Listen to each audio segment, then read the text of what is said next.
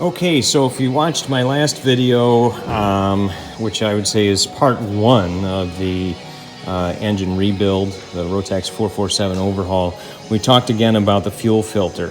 Now, I seem to remember having to blow pretty hard to get air through it, and now it feels like I don't have to blow as hard. And maybe that's because it's dry. I don't know.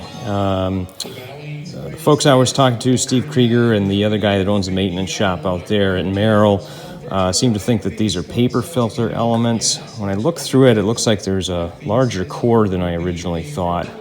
Maybe it occupies this whole area. I'm not sure. It's made in Brazil, and believe it or not, it's probably not a Brazilian dollars, like what I did there. Anyway, since this has been drying out for a long time, I'm going to cut this with the bandsaw. I wouldn't recommend this for a filter that's been recently removed because of residual fuel that might be in there, and that could be a fire or explosion hazard. But this has been sitting for over a month now, airing out, and of course fuel evaporates quite quickly, so I think we're safe to bandsaw it. So we're going to cut it open and see what we can see. Okay, so we're going to go ahead and fire up the bandsaw and cut this open. I'm going to cut it open as close to this edge as I can because I do not know where the fuel filter is in here, and I may cut this other side as well. So let's see what it looks like first after the first cut.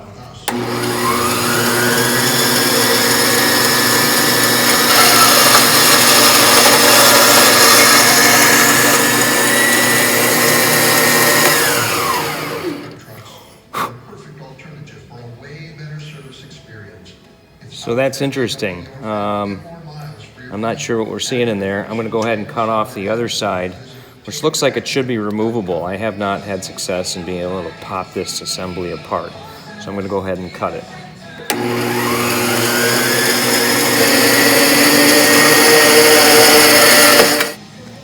Okay, so we've got this cut open and we can see better what's in there. Looks to be some sort of a holder with a long filter element. I'm not convinced it's paper like we were talking about, and I'm not convinced that it was plugged. I'm going to try to get this out of here, and so we can actually see more of the filter itself, and maybe we can see if there was anything going on here. Okay, so I had to take another little slice out with the bandsaw in order to get this to pop out, and then it came out really well by sticking my finger in there and pulling.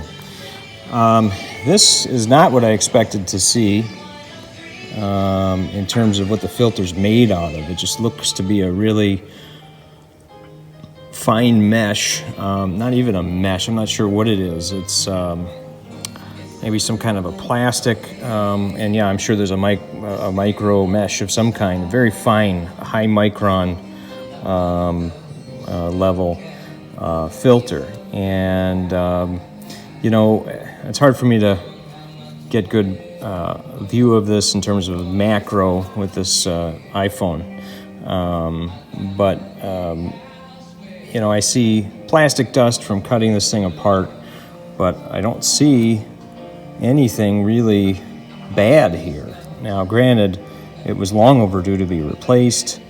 Maybe when it had fuel on it before it had all evaporated, maybe it plugged. I don't know. It's kind of doubtful. I'm going to see here if I can blow some air through it. Yeah, I can blow air through it. In fact, I can breathe. I can inhale freely. I don't have to blow hard. I don't have to inhale hard. So it certainly isn't clogged right now. It's very disappointing. I had high hopes with this and the fuel pump post and even the engine overhaul post of being able to call the video on YouTube, be able to call it "Smoking Gun" with exclamation points. I found it. This is what happened. But the bottom line is, I still don't know what happened. And that really drives me crazy. That sucks. But it is what it is. We're going to rebuild the system, rebuild the motor, rebuild the fuel system, do everything using best practices. I'm going to not use this type of filter. I'm going to use a metal screen type filter, and one that's clear that I can look through. And that way I can visually inspect it on every flight.